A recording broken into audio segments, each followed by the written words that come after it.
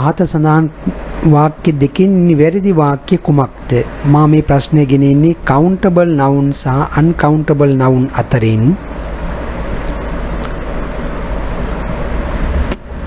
ඒ අතරින් ඒ grammar rule එක පදනම් කරගෙන මේ වාක්‍ය දෙකෙන් නිවැරදි වාක්‍ය කුමක්ද? අංක 1 I need some money. අංක 2 I need a money.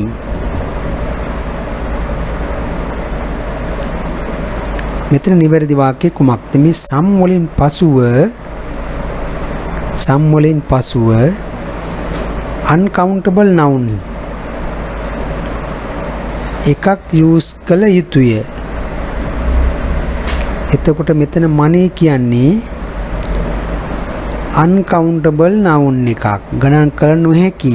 water, money ඒ ආදි වශයෙන් uncountable noun එකක්.